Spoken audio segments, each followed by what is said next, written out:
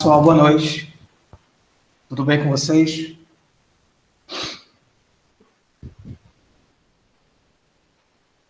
Boa noite, professor.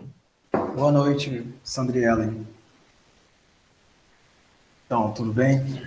Então, pessoal, hoje a gente vai dar continuidade, né, à disciplina de filosofia, com uma introdução ao pensamento pré-socrático, né, que seriam os primeiros filósofos, né, de fato, a surgir no contexto da cultura grega, né, no contexto da polis grega, entre os séculos 7 e 5, né, antes de Cristo.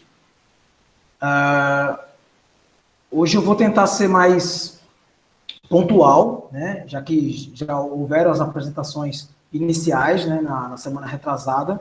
A gente já conversou sobre as questões no Enem, como que funciona a prova, os conteúdos. Então, hoje eu já vou diretamente ao conteúdo.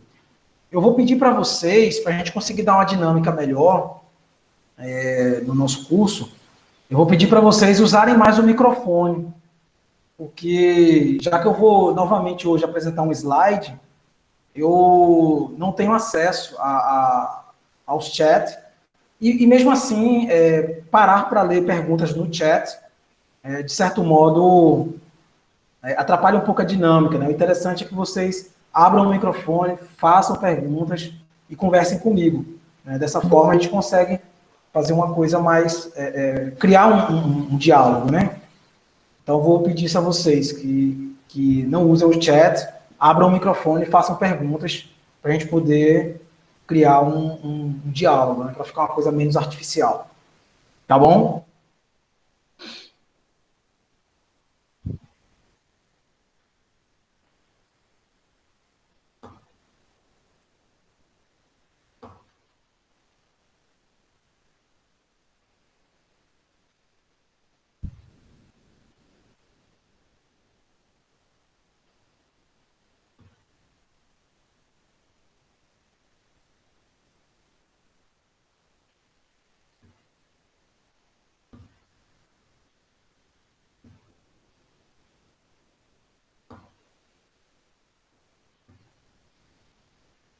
Pronto.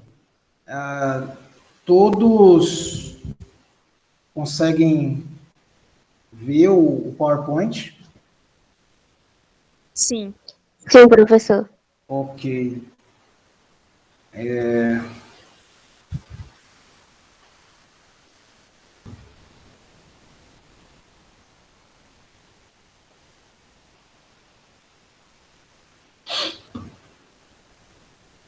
Conseguem ver em tela inteira? Sim. Sim, professor. Tá mudando o slide? Tá, sim. Ok, perfeito.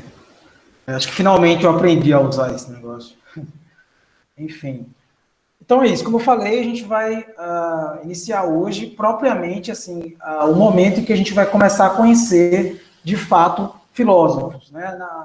No nosso encontro passado, há 15 dias atrás, eu apresentei para vocês uma espécie de reflexão compreensiva acerca do que é a filosofia e do seu momento de surgimento, né, no contexto da Grécia Antiga, do século VII a.C.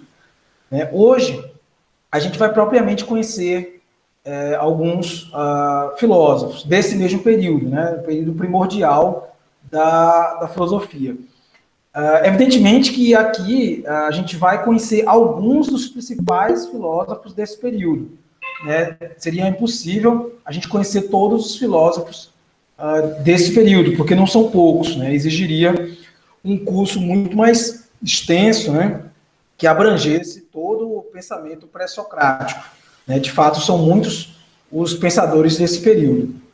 Então, eu, como todo professor de filosofia faz tradicionalmente, elenquei, né, alguns dos principais, talvez os mais importantes, os mais destacáveis, né, que aparecem mais nas provas de Enem e nas provas de concurso de um modo geral, para apresentar para vocês esse período que nós chamamos de período pré-socrático, né, ou também podemos chamá-los de filósofos da natureza, ou filósofos da physis. Physis, a palavra physis, né, e a natureza são a mesma coisa. Physis é a palavra grega para natureza. Então, nós temos aí algumas das escolas, né, pré-socráticas, as escolas filosóficas pré-socráticas, né, dos jônios, né, os efésios, os eleatas, os pitagóricos e os atomistas. Essas são as 5 principais escolas filosóficas desse período. Eu chamo de escolas filosóficas justamente porque, de fato,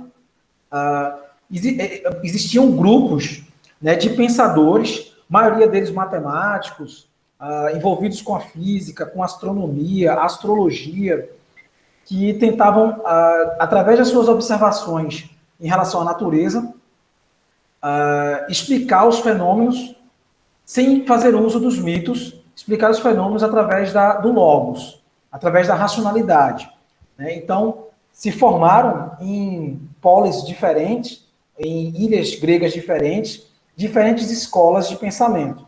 Então, nós chamamos de escolas filosóficas. Na verdade, eram grupos pequenos, com alguns homens que se debruçavam diante da tarefa de tentar explicar os fenômenos da natureza de forma racional. Isto é, responder aos fenômenos da natureza fazendo uso unicamente da razão e fazendo uso unicamente da observação da própria natureza. Isto é, achar a resposta para esses fenômenos através da própria natureza. Então, essas são as 5 principais escolas pré-socráticas. Entre os jônios, nós destacamos Tales de Mileto, Anaximandro e Anaxímenes. Entre os efésios, Heráclito, é o maior nome. Entre a escola eleata, né, nós temos Xenófanes, Parmênides e Zenão de Eleia. Entre os pitagóricos, o próprio Pitágoras, que dá nome à escola, e o Timeu. E entre os atomistas, o Leucipo, Anaxágoras, Empédocles, Demócrito. Professor, é necessário decorar todos esses nomes, esses filósofos? Não. O que é interessante aqui para a gente, para vocês, ao se depararem com uma questão sobre pré-socráticos no Enem, é vocês entenderem o papel fundamental de cada escola dessa para os desdobramentos do pensamento filosófico grego desse período. Ok? Fundamental a gente compreender o vocabulário importante para entender esse período, né?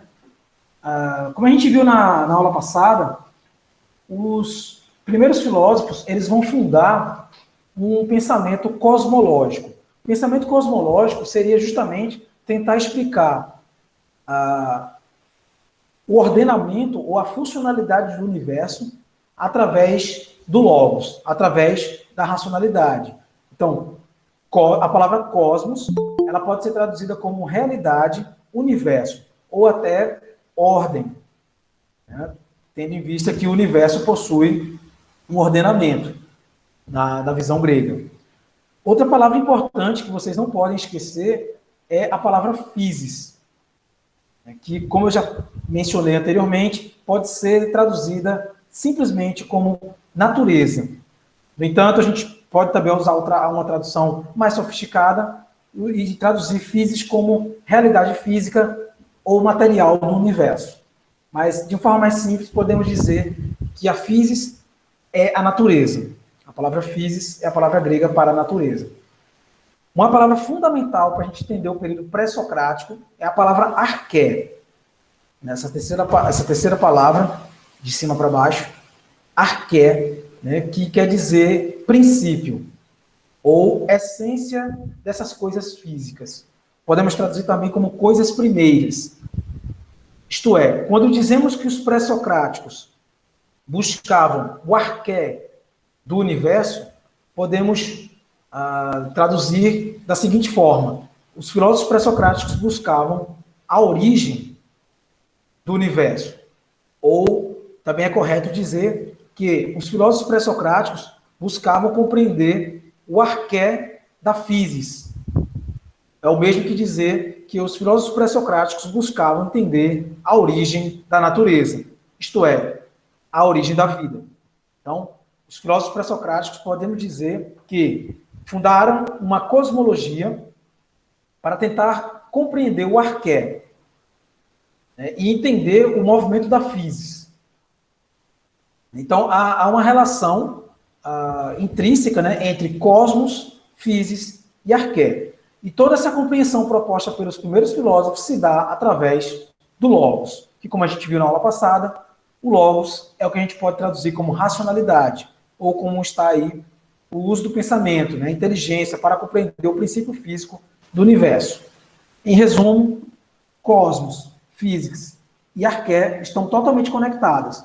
Podemos dizer, novamente, que os filósofos pré-socráticos, a principal preocupação do pensamento pré-socrático é uma preocupação cosmológica, porque busca compreender o cosmos, né, a realidade do universo, através do arqué, ou seja, através da compreensão da sua origem, a fim de uma compreensão racional do movimento da physis, isto é, dos movimentos da natureza.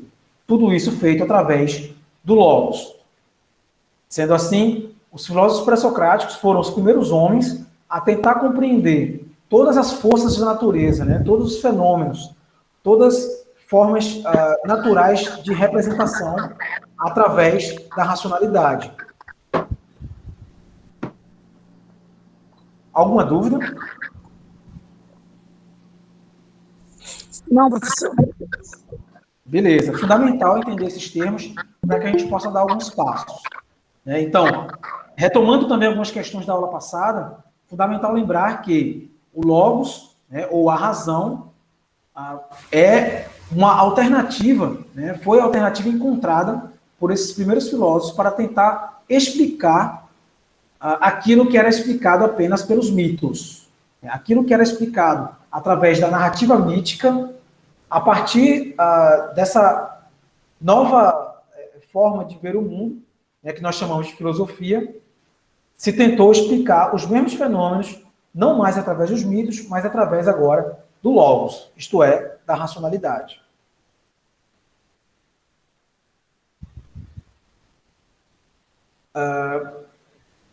Os filósofos pré-socráticos, né, esse termo pré-socrático, como o próprio termo já diz, são os filósofos que antecederam Sócrates. Sócrates, nós vamos ver no próximo encontro, ele serve como uma espécie de divisor de águas, né, na história do pensamento grego. Talvez até na história do próprio pensamento ocidental. Então, Sócrates é a linha limítrofe, né, que demarca um tipo de pensamento cosmológico para um pensamento posterior a Sócrates, que nós chamamos de antropológico, né, que nós vamos entender no próximo encontro. Então, hoje nós vamos nos deter a falar desses primeiros filósofos que vêm antes de Sócrates. Por isso o termo pré-socrático. Professor? Oi. Pode perguntar. Todos os filósofos.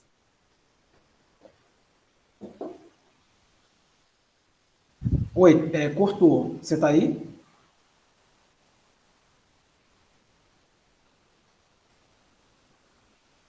Ué, ficou mudo só para mim ou para todo mundo?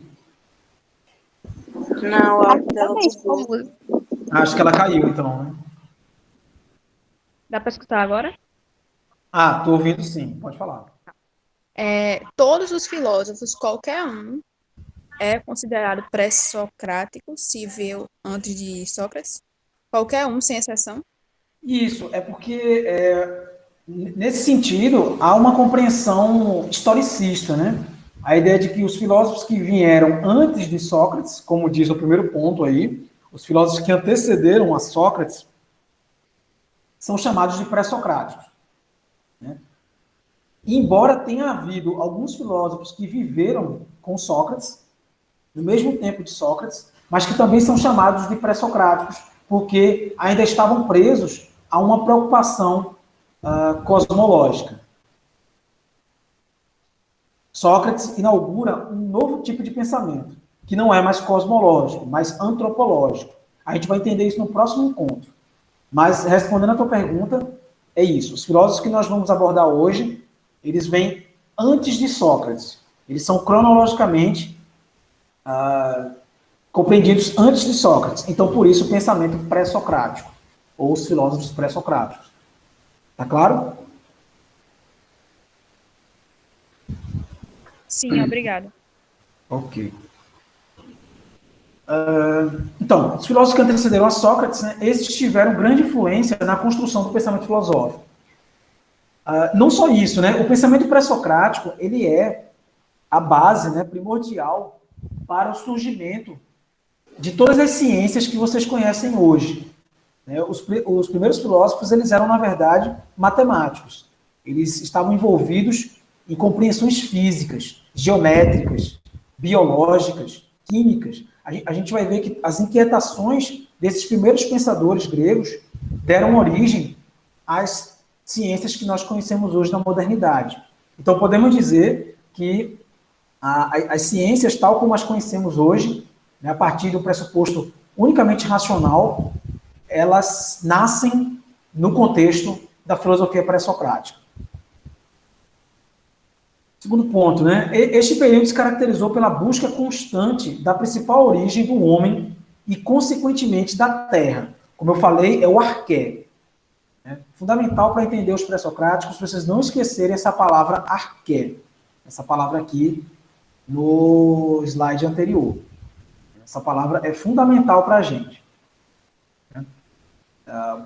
Entender que os primeiros filósofos, eles estavam preocupados em compreender o arqué, ou descobrir o arqué, o princípio da vida, o princípio da natureza, que levou ao movimento e ao ordenamento do universo e à existência de todas as coisas da totalidade, a physis, e tudo isso através do Logos. Terceiro ponto. Outro fato que caracteriza este período é a evolução do pensamento humano, sem, portanto, perder a fé nos deuses. De fato, é importante frisar que, embora os primeiros filósofos tivessem exercido o que a gente chamou no último encontro de saída do mito ao logos, né? Tentaram dar novas explicações, né, explicações alternativas baseadas na racionalidade e que tentavam superar os mitos, né, e as explicações dadas através dos deuses. Não quer dizer que havia no pensamento pré-socrático um ateísmo. Né? O ateísmo é um fenômeno moderno. Né? No contexto grego não havia filósofos ateus. Não é que eles não acreditavam nos deuses. Não se trata de dizer que os filósofos pré-socráticos negaram os deuses ou deixaram de acreditar nos deuses. Não se trata disso. Se trata de dizer que os filósofos pré-socráticos tentaram, né, exercer um esforço para explicar os fenômenos que eram explicados pelos mitos através da racionalidade. E assim foram capazes de fundar as ciências que nós conhecemos hoje.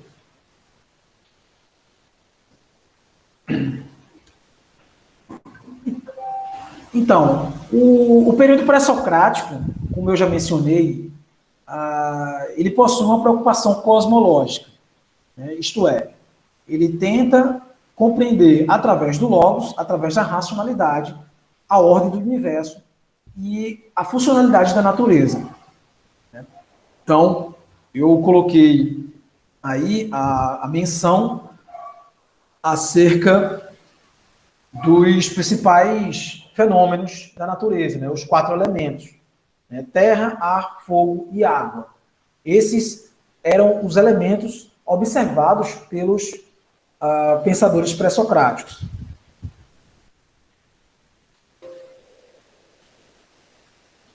Então, percebem que, diferentemente do pensamento mítico, né, anterior à filosofia, no período arcaico, na Grécia Antiga, que todas as explicações se davam através dos deuses, através da vontade de seres supramundanos e superpoderosos que tinham vontade e brincavam com os seres humanos na Terra, a partir do pensamento pré-socrático, vai haver uma tentativa de explicar a physis, né, a natureza, através da compreensão dos elementos da própria natureza.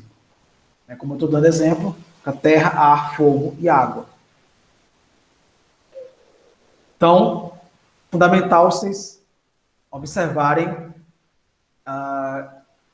essa afirmação aqui, né, de que o período pré-socrático ele é marcado por uma preocupação cosmológica.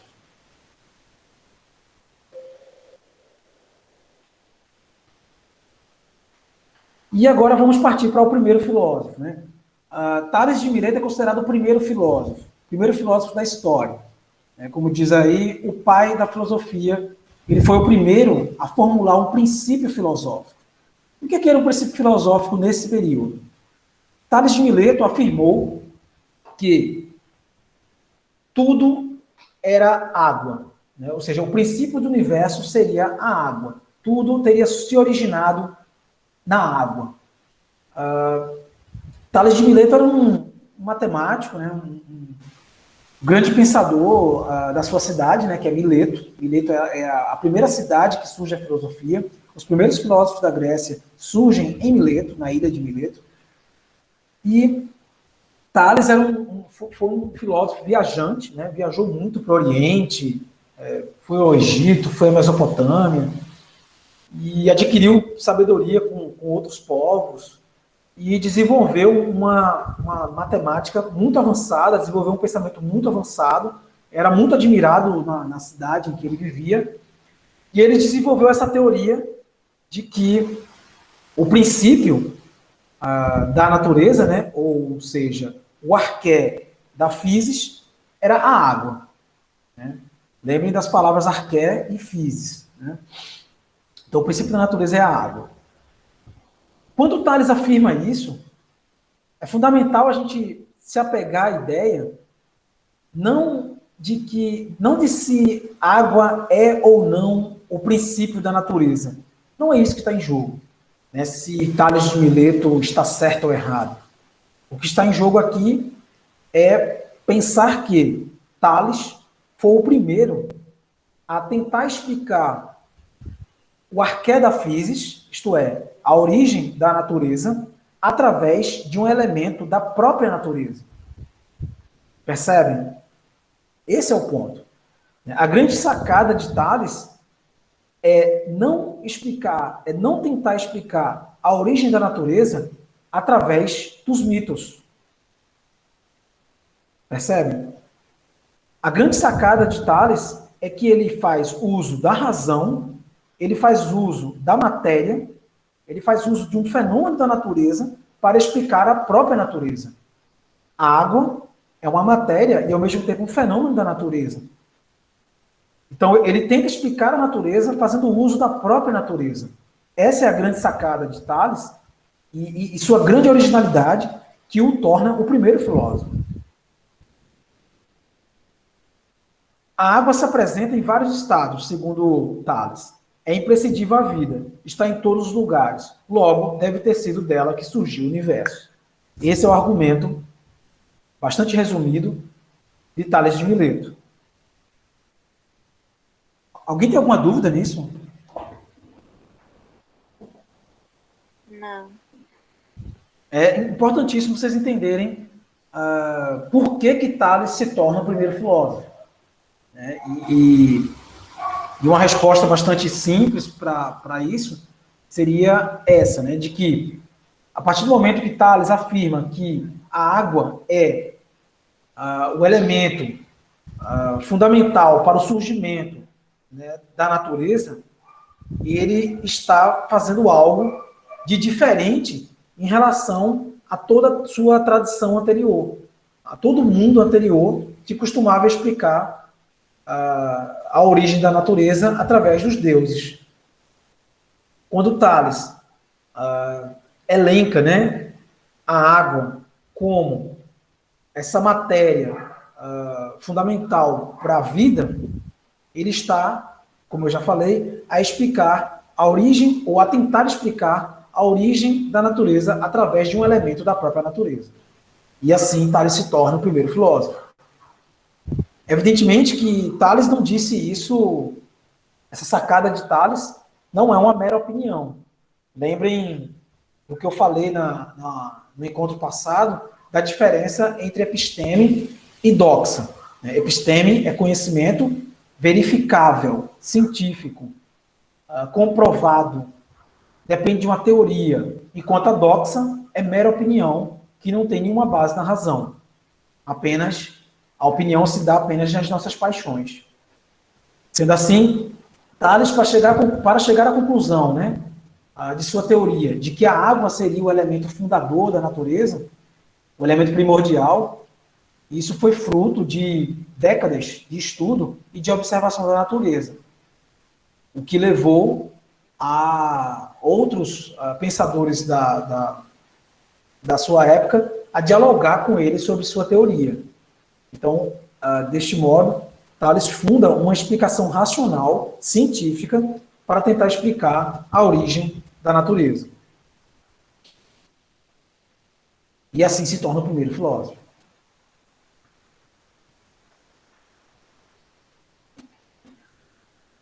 Anaximandro é o nosso segundo filósofo, né? O Anaximandro, também de Mileto, né? Foi um dos discípulos também de Tales. E para Anaximandro, ele já vai elencar um outro elemento, que se chama apeiron. Essa palavra apeiron quer dizer infinito, ilimitado, indeterminado. Percebem esse símbolo que eu coloquei no slide? Esse símbolo que não tem fim? Vocês já conheciam esse símbolo? Sim. Esse símbolo é o símbolo do infinito, correto? Percebe que ele não tem início e ele não tem fim. Anaximandro, ele vai justamente dizer que o apeiron, isto é, o ilimitado, o infinito, o indeterminado, é que define a natureza. Sendo assim, todas as coisas que existem são diversas, tanto em qualidade quanto em quantidade. Primeiro, a utilizar o termo técnico arqué, para designar o princípio fundamental de tudo. Anaxímenes trará uma outra possibilidade, né? Anaxímenes, também de Mileto, ele dirá, ele vai ter uma resposta um pouco parecida com a do Tales, né? E ele vai dizer que o arqué é o ar, né? Porque o ar, segundo Anaxímenes, nós não o vemos, mas nós o sentimos e ele está em todo lugar. Sendo assim, igualmente ao apeiron de Anaximandro, o ar seria também infinito, na compreensão de Anaxímenes.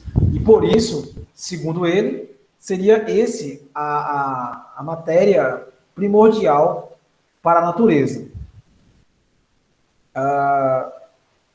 Novamente, eu enfatizo que o que importa aqui não é pensar se Anaxímenes, Anaximandro ou Tales estavam certos ou errados, mas sim perceber que esses homens, nesse período, criaram teorias a partir da racionalidade para superar as explicações míticas, né? Criar alternativas racionais de explicação para os fenômenos da física.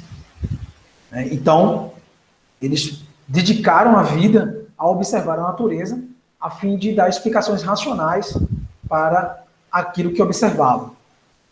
Anaxímenes partiu de um princípio material encontrado na natureza que justificasse a composição, sustentação e determinação de todo o universo. O ar pode transformar-se por condensação em água e terra e por rarefação em fogo.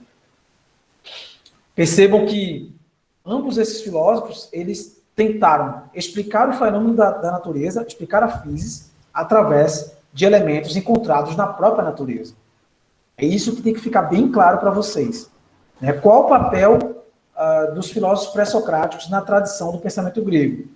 Professor, Pode falar. esses três filósofos que o senhor citou até agora, estão na mesma categoria que o senhor passou na frente? Estão na mesma categoria que o quê? É porque o senhor não falou sobre os filósofos pré-socráticos. Aí tinha umas categorias, que tinha Pitágoras, tinha outros. Isso, eles estão ainda na Jônia, né? Entre os jônios. Percebo ali Tales de Mileto, Anaximandro e Anaxímenes. Percebe? Agora, para você talvez não se confundir com todos esses nomes, assim, como eu falei no começo, não é tão importante decorar esses nomes, não é esse o ponto aqui, não é esse o objetivo. É importante você entender que esses filósofos, eles estão dentro da categoria de pré-socráticos. Esse é o ponto, é entender o pensamento pré-socrático como um pensamento único, um grande bloco de pensamento que objetivava compreender o arqué da física, isto é, a origem do universo, a origem da natureza e seu ordenamento. Beleza?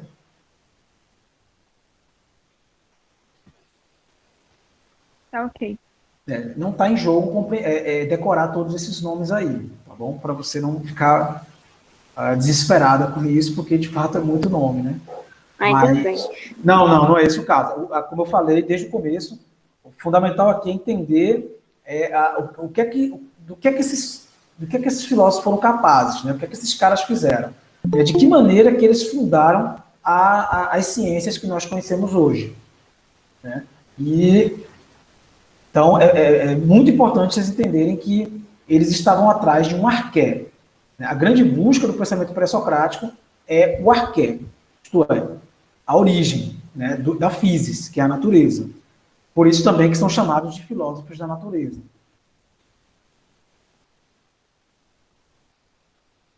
Então, o Pitágoras, né, que você já deve ter ouvido muito falar nas aulas de matemática, né, porque, de fato, Pitágoras foi capaz de desenvolver cálculos e raciocínios matemáticos que são estudados até os dias de hoje. O Tales também. Né? O Pitágoras vai afirmar que o princípio de tudo é o número.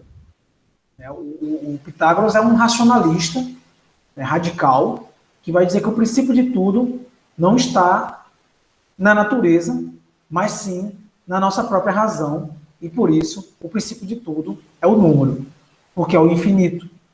Então, a forma de entendermos o arqué da physis para Pitágoras seria a matemática. Seriam os números que traduziriam a origem do universo, a sua ordem. E aí o Pitágoras diz, né, ao observarmos o universo, percebemos a presença do número em todas as relações. Então, para Pitágoras, o universo poderia ser puramente compreendido pela matemática. Heráclito. Esse é muito importante, né? Assim, na verdade, todos são importantes, mas esse é importante pelo problema que ele vai causar mais na frente. Para Heráclito, o princípio, né, o arqué, era o fogo. O fogo, para Heráclito, ele simboliza exatamente o fato de que o fogo não tem forma. O fogo, ele sempre está numa espécie de dança, né, que ele não para. Né? Assim, não sei se vocês já pararam para observar, por exemplo, uma fogueira de São João, por exemplo, né, que, não sei se vocês já observaram isso, mas o fogo ele não para. Quando eu era criança, eu adorava ficar observando fogueira de São João, porque o fogo parece que ele dança, né? Ele não para. Enquanto ele está queimando, ele não tem uma forma fixa. É diferente dessa xícara. Você olha essa xícara, você está vendo uma forma aqui estática. A não ser que eu jogue ela no chão, aí ela vai quebrar em vários pedaços, né? Ela vai mudar. Mas depois que ela quebrar, ela vai voltar a ser estática. Compreendem? O fogo não. O fogo está sempre em movimento. Né? Então, como o movimento é o princípio básico, né? O arqué para Heráclito, então ele simboliza esse arqué com fogo. É um fogo que não tem forma, né? E que nunca para de mudar. Né? Ou que a gente pode chamar também de vir a ser. Né? Sendo assim, para Heráclito, a natureza ela é marcada por esse constante movimento, que faz as coisas surgirem e desaparecerem continuamente, sem nunca ser. Sendo assim, Heráclito vai afirmar que nada é. Nada é. Tudo sempre está a ser. Isto é, na visão de Heráclito, eu não sou mais a mesma pessoa que eu era 40 minutos atrás, quando eu iniciei a aula. Porque eu estou 40 minutos mais velho, eu estou 40 minutos mais maduro, eu já sou outra pessoa, e segundo Heráclito, né, é evidente isso na natureza, eu estou também com 40 minutos a menos de vida e mais próximo da morte e do amadurecimento. Pode falar. Esse é aquele que o povo fala do rio, que quando entra no rio e aí entra de novo, já não é a mesma coisa? Perfeito, exatamente. Acho que quem falou isso foi o professor na escola, né? Sim. O povo normalmente não fala sobre isso. Mas, enfim. Está no seu texto também aí, professor. Oi? Está no seu exercício também. Isso, perfeito, exatamente. Heráclito, eu ia dar esse exemplo logo em seguida, né? Ele vai afirmar isso, né? Uma afirmação muito bonita, inclusive, muito poética, né? Que ele diz, um homem, ao entrar no rio, né, mergulhar no rio de um lado, nadar até a outra margem e sair do outro lado, já não é mais o mesmo homem, nem são mais as mesmas águas que passam por aquele rio. Isto é, nem o homem é o mesmo, nem o rio é o mesmo. Nem a natureza, tanto humana como a natureza fenomenal, param de mudar. Né? E segundo Heráclito, esse seria o fenômeno mais radical, né? E mais dramático, né? Que envolve a vida e a natureza como um todo.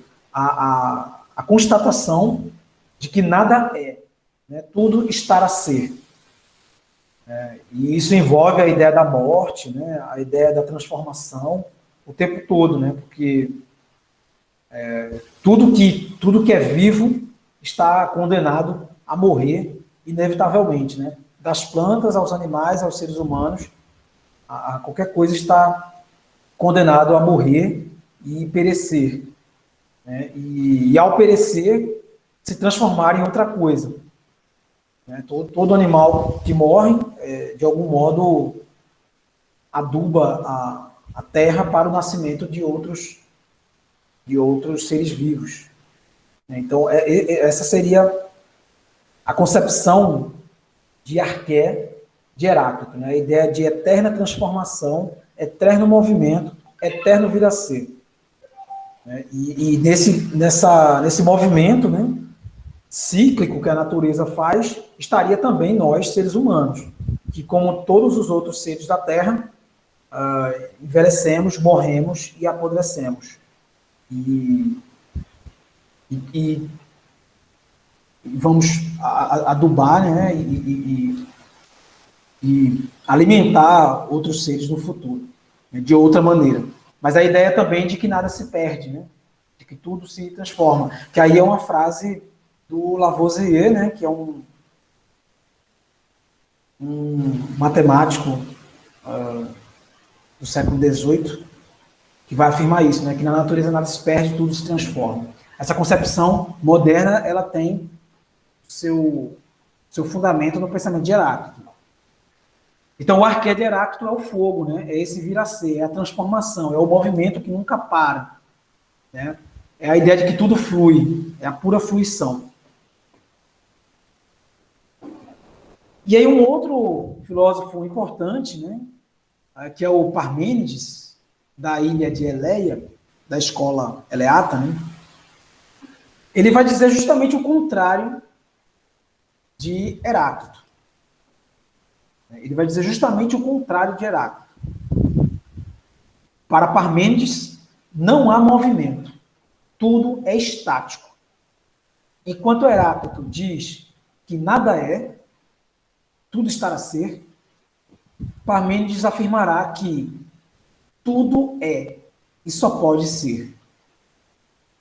Enquanto Heráclito afirma que o homem que mergulha do lado de um rio sai na outra margem, não é mais o mesmo homem, nem mais as mesmas águas, Parmênides afirmará que o rio continua no mesmo lugar, a água é a mesma água e o homem continua sendo homem.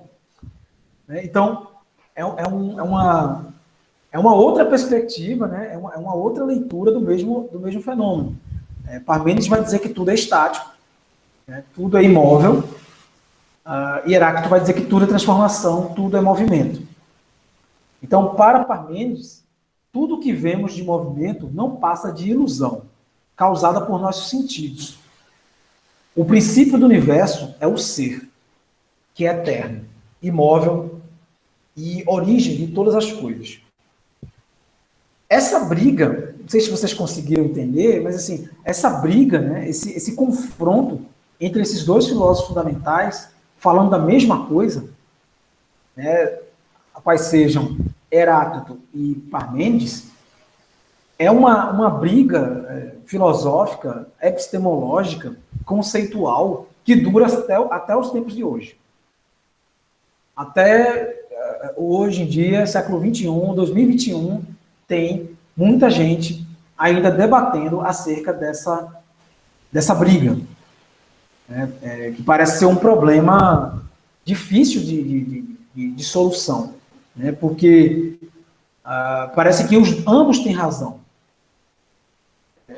Ambos os argumentos são muito bons, né, sobretudo quando Parmênides afirmará que é extremamente necessário que as coisas sejam estáticas, que as coisas não mudem, quando nós vamos falar, por exemplo, da matemática. O cálculo matemático, ele não pode mudar. A fórmula física, ela não pode mudar. Ela tem que ser estática, senão o cálculo não fecha, né? A gramática, por exemplo, né? Se não houvesse uma fixidez da gramática, a gente não teria como ler e escrever. Porque seria uma loucura, cada um poderia escrever do jeito que quisesse. Isso seria impossível de comunicar-se. A comunicação, ela depende de que a língua, né, a gramática, as regras gramaticais de qualquer idioma sejam respeitadas. Do contrário, ninguém se entende. Então, tanto Heráclito, né, que foca nos movimentos da natureza, né, foca naquilo que os olhos enxergam, né, que é o fato de que todos os seres vivos nascem, crescem, envelhecem e morrem, e se transformam em outras coisas. Isso é inegável também aos olhos. Para Parmênides, tudo isso não passa de uma ilusão, porque no final das contas, embora as coisas visualmente se transformem, elas não deixam de ser o que elas são. E é importante que vocês não esqueçam dessa briga entre Heráclito e Parmênides, que eu vou retomá-la mais na frente. Então, Anaxágoras vai dizer que o princípio ordenador do universo é o nous. A palavra nous, no grego, quer dizer inteligência, né, racionalidade, a mente. Ou seja, haveria uma mente, né, uma espécie de espírito racional que regraria todo o universo. E esse espírito, Anaxágoras vai chamar de nous. E esse nous estaria, né, nos próprios movimentos da natureza. Como ele coloca, né, as estrelas, a lua, o sol, né, seriam rochas que seriam capazes de se organizar através desse nous, que seria uma mente intelectiva que organizaria os astros, e não os deuses.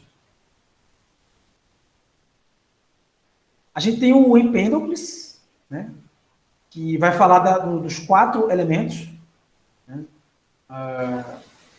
O Empédocles, ele vai dizer que não é a água, não é o ar, não é o fogo, mas seriam todos eles, né, a terra, o ar, o fogo e a água, que seriam os elementos fundantes da natureza. Né, que a gente... Essa tese chega até os dias de hoje, né, a ideia dos 4 elementos.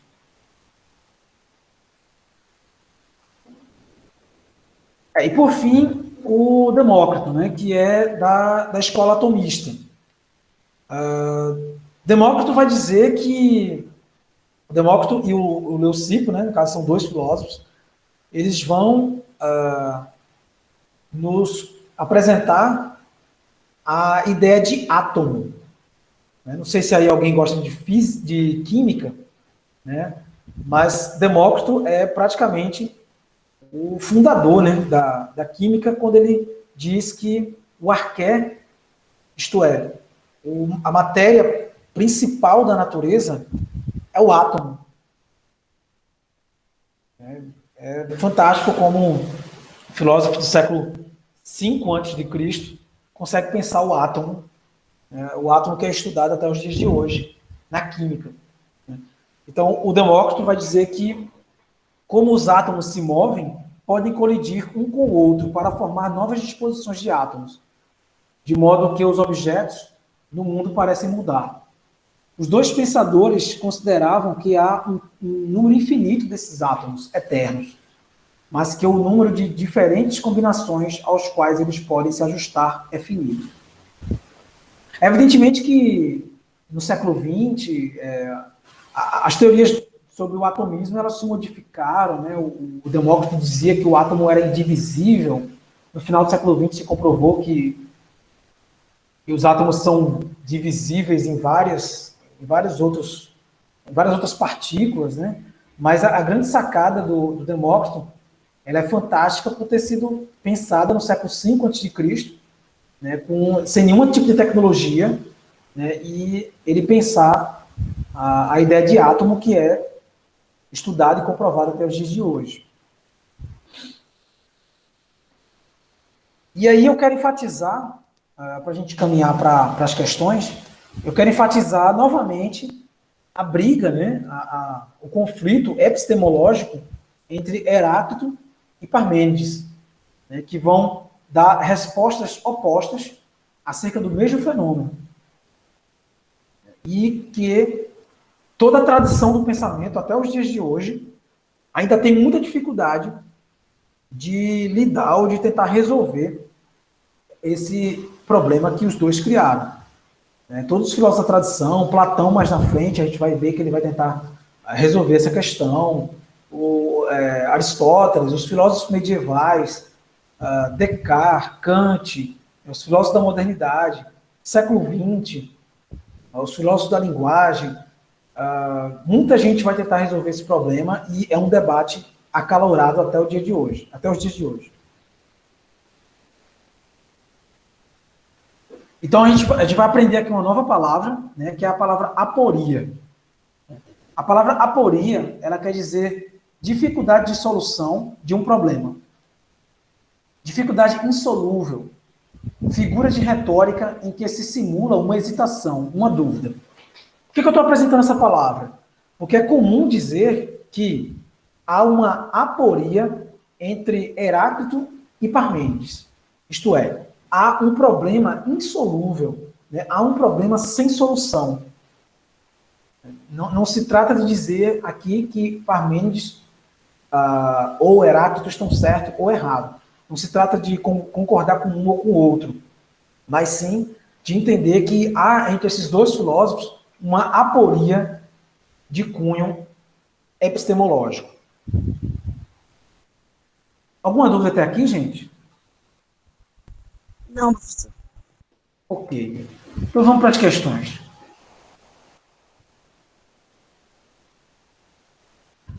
Tem esse quadro aqui, antes das questões, que vai nos ajudar mais ainda a entender essa aporia. Não esqueçam dessa palavra, né? Aporia. Quer dizer, sem solução, sem resolução, problema insolúvel. Né? Então, esse quadro aqui, ele nos ajuda a entender, né, esse conflito epistemológico entre Heráclito e Parmênides. Para Heráclito, o mundo era impulsionado por forças contrárias. A chave de entendimento do universo é que tudo se transforma. Segundo ele, nunca nos banhamos 2 vezes no mesmo rio, em referência à transformação no mundo. Para Parmênides, é justamente o contrário. Ele foi um crítico, né, de Heráclito. Ele não acredita, né, nessa teoria das forças opostas. E, segundo ele, as coisas que existem fora de mim são idênticas ao meu pensamento.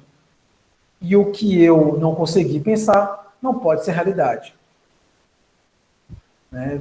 Nesse sentido, Parmênides, ele liga a ideia de que a realidade é isso que está na nossa frente. E que se eu não consigo ver, é porque não é real, segundo Parmênides. Esses 2 filósofos criaram um debate que vai permanecer como alvo da filosofia até os dias atuais.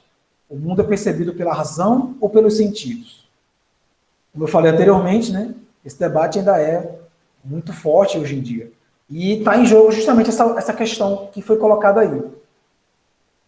Para Heráclito, o mundo é unicamente percebido pelos sentidos. Isto é, por aquilo que eu posso tocar, por aquilo que eu posso sentir, por aquilo que eu posso enxergar, por aquilo que eu posso ouvir. Enquanto para Parmênides, o mundo é percebido unicamente pela razão. Isto é, pelo pensamento, pela matemática, pelo logos.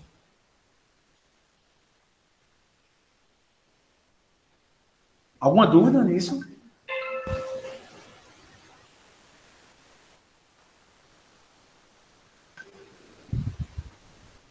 Bem, se não temos dúvidas, podemos ir para as questões.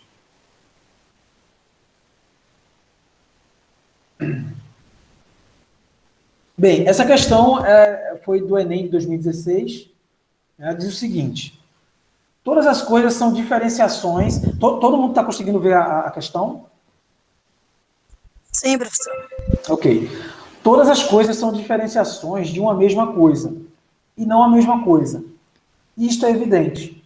Porque se as coisas que são agora neste mundo, terra, água, ar e fogo, e as outras coisas que se manifestam neste mundo, se alguma destas coisas fosse diferente de qualquer outra, diferente em sua natureza própria, e se não permanecesse a mesma coisa em suas muitas mudanças e diferenciações, então não poderiam as coisas, de nenhuma maneira, misturar-se umas às outras, nem fazer bem ou mal umas às outras.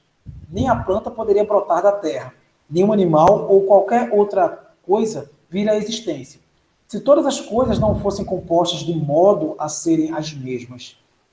Todas as coisas nascem através de diferenciações de uma mesma coisa, ora em uma forma, ora em outra, retomando sempre a mesma coisa. O texto descreve argumentos dos primeiros pensadores, denominados pré-socráticos. Para eles, a principal preocupação filosófica era de ordem.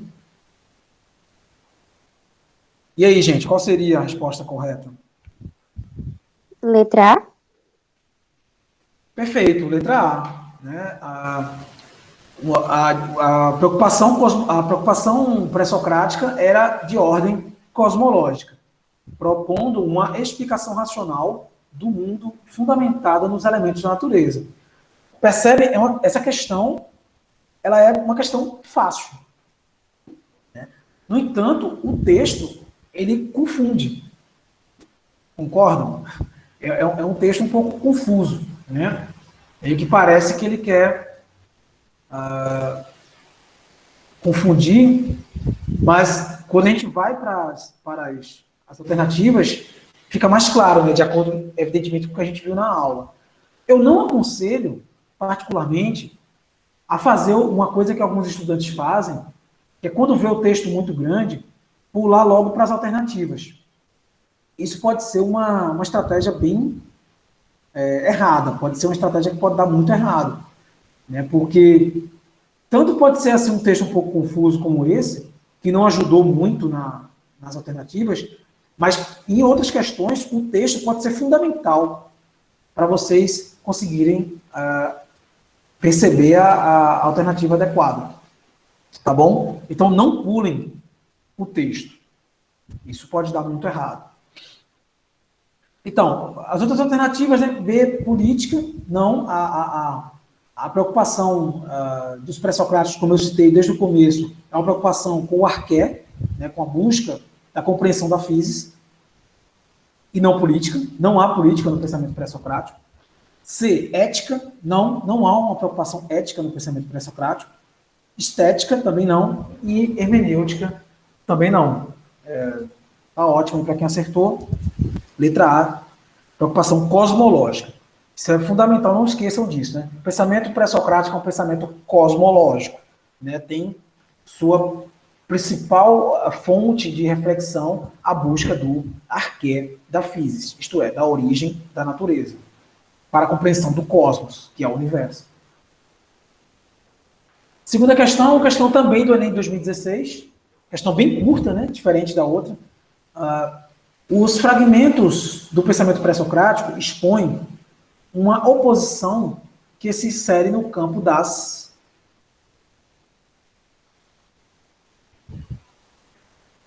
respostas. Eu marquei a letra B. Os fragmentos do pensamento pré-socrático expõem uma oposição que se insere no campo das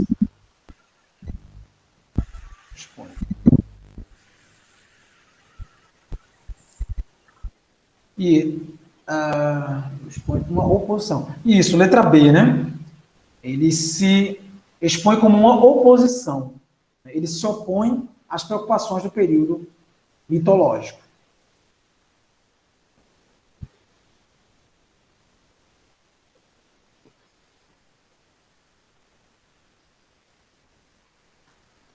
Enem 2015. Essa questão é muito interessante, essa questão é muito legal. Ela coloca um texto de um filósofo contemporâneo, né, que é o Friedrich Nietzsche. Eu acho que a maioria de vocês já ouviram falar. Mas ele falando sobre o pensamento pré-socrático, né? E aí ele diz: a filosofia grega parece começar com uma ideia absurda, com a proposição: a água é a origem e a matriz de todas as coisas. Será mesmo necessário deter-nos nela e levá-la a sério? Nietzsche questiona, né, se a afirmação de Tales de que tudo é água, se ela deve ser levada a sério ou não. E ele mesmo responde: sim. Essa questão deve ser levada a sério. E por 3 razões. Em primeiro lugar, porque essa proposição enuncia algo sobre a origem das coisas. Em segundo lugar, porque o faz sem imagem e fabulação. E, enfim, em terceiro lugar, porque nela, embora apenas em estado de crisálida, está contido o pensamento tudo é um. O que, de acordo com Nietzsche, caracteriza o surgimento da filosofia entre os gregos. Respostas? Eu marquei a letra C. Perfeito. Letra C. A necessidade de buscar de forma racional a causa primeira das coisas existentes. Perfeito. Essa questão, ela simboliza bem, né? ela resume bem, né, o pensamento pré-socrático, né? Que não só Tales, mas cada um desses filósofos que disseram, um é o ar, o outro é o fogo, o outro é a água, o outro é o ápero, o infinito. Cada um desses filósofos, embora certos ou não, como eu já falei, não é isso que está em jogo, eles tentaram, aí como dizem na letra C, lidar com a necessidade de buscar de forma racional a causa primeira das coisas existentes. Perfeito, letra C.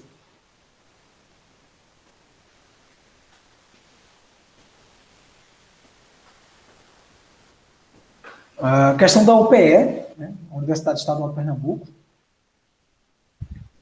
2019, né, questão bem recente, diz o seguinte: Platão e Aristóteles indicaram com precisão a experiência que, segundo eles, dá origem ao pensar filosófico.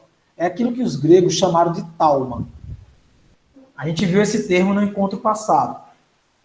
Vocês devem lembrar. Da alma é o espanto, a admiração, a perplexidade. Segundo Platão e Aristóteles, é isso que funda, né, a postura filosófica, né? A ideia de que o filósofo se espanta, se admira diante da natureza. A filosofia grega surgiu quando as respostas dadas pelo conhecimento mitológico deixaram de satisfazer a curiosidade do homem. Os pensadores gregos pré-socráticos preocupavam-se com os princípios primeiros. Sobre o período pré-socrático, esses filósofos eram também conhecidos como respostas. Essa é bem fácil. Letra B. Letra B. Perfeito. Os filósofos pré-socráticos são também conhecidos como filósofos da natureza, né? Percebem que a questão ela traz uma afirmação de Platão e Aristóteles acerca de outra coisa, né? E depois ela... Enfim, mas no final das contas é uma questão fácil, né?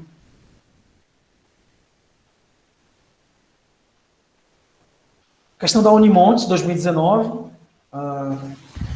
As origens gregas da filosofia revelam historicamente um processo de ruptura com a mitologia e, consequentemente, com os deuses e as crenças até então predominantes culturalmente. Essa cultura mitológica fundamentava-se em dogmas que, por sua vez, sustentavam a força de divindades sobre os homens, colocando-os em um lugar comum e lhes fazendo acreditar nas mesmas coisas de maneira comum. Nesse contexto, a primeira necessidade dos primeiros pensadores, conhecidos como pré-socráticos, foi conhecer a natureza a partir da sua origem.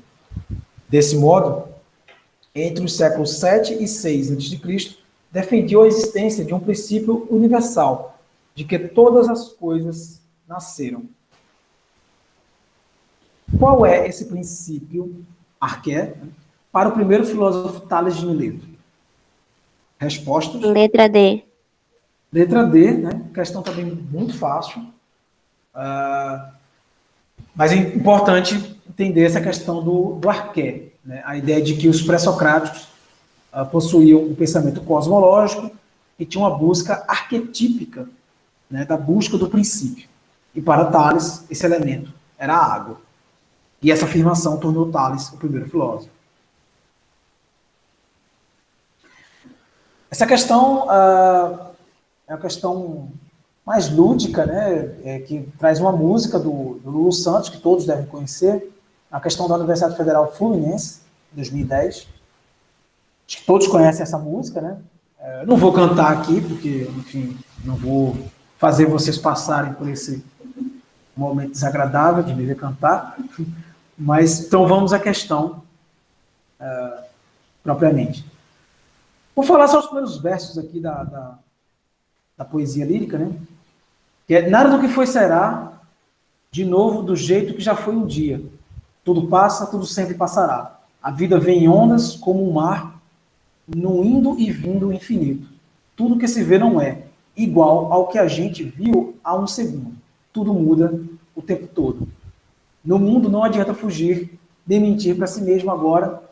Há tanta vida lá fora, aqui dentro sempre como uma onda no mar, como uma onda no mar. A letra dessa canção de Lulu Santos lembra ideias do filósofo grego Heráclito, que viveu no século VI a.C. e que usava uma linguagem poética para exprimir seu pensamento. Ele é o autor de uma frase famosa: não se entra duas vezes no mesmo rio. Dentre as sentenças de Heráclito, a seguir citadas, marque aquela em que o sentido da canção de Lulu Santos mais se aproxima. Na verdade, o Lulu Santos era para ter pago direitos para o Heráclito, né? Porque o Lulu Santos plagiou praticamente o pensamento do Heráclito nessa música, né? Praticamente copiou. Mas, enfim, respostas. Letra C. Isso, né? Letra C, ao se entrar no mesmo rio, as águas que fluem são outras. Existem muitos modos de se dizer isso, né? Mas o que está em jogo nessa questão é justamente o fato de que a música do Lulu Santos, né, a poesia lírica da música do Lulu Santos, ela exprime, né, uma afirmação pura e simples do pensamento heraclitiano. A ideia de transformação e de que nada fica como está.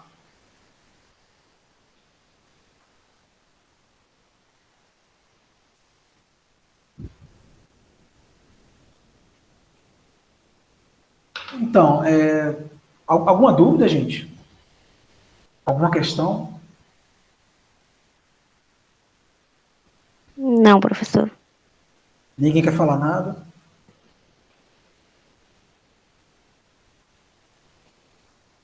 Enfim, é isso. Foi ótima aula. Oi, Fernando, quer falar? Tá ótimo, tranquilo, professor. Foi ótima aula. Ok. Então, beleza. Só para fazer um resumo rápido, né? Uma espécie de conclusão, é isso, né? O pensamento pré-socrático, ele é desenvolvido, né, ali entre os séculos 7, 6 e 5 antes de Cristo, né? Chamamos de pré-socrático justamente porque ele vem antes de Sócrates, né? São os filósofos que fundam, né, uma postura filosófica, né, uma postura racional antes de Sócrates, e o objetivo principal desses filósofos era justamente entender o arqué, né, ou buscar o arqué. Arqué, que é a palavra grega para origem. E na busca desse arqué, da physis, né, isto é, a origem da natureza, physis, a palavra grega para a natureza, na busca desse arqué da physis, se desenvolvia um exercício, né, racional que tentasse superar, né, ou dar respostas alternativas às antigas explicações míticas para os fenômenos da natureza, né? Então, se desenvolveu várias escolas filosóficas nesse período, e cada escola dessa desenvolveu respostas diferentes para a mesma questão, né, que era a origem do universo. E pode-se dizer assim que há um bloco, né, de pensamento característico, né, dos filósofos pré-socráticos, que, embora tenham dito coisas diferentes e buscado a mesma resposta sobre as mesmas coisas por caminhos diferentes, eles o fizeram com o mesmo objetivo, que era explicar o princípio ordenador do universo e a origem da vida. Então, sendo assim, a gente conclui que o pensamento pré-socrático, esse pensamento que vem antes de Sócrates, né, entre os séculos 7 e 6 a.C., ele é uma postura ou uma reflexão cosmológica. E é dessa inquietação desses homens, né, em buscar uma explicação racional para os fenômenos da natureza e a ordem do universo, que se dá as grandes questões que fundam as ciências que nós conhecemos até hoje. E daí surge a ideia, né, ou a concepção de que as ciências, sobretudo as ciências exatas e da natureza, elas são fruto, né, ou elas são filhas ou consequência dessas inquietações filosóficas desses primeiros séculos, né, antes de Cristo, no contexto das ilhas gregas. É isso, eu encerro por aqui. No próximo encontro, a gente vai começar o pensamento clássico com Sócrates, que inaugura um tipo totalmente diferente de pensamento na Grécia. É isso, gente. Até o próximo encontro.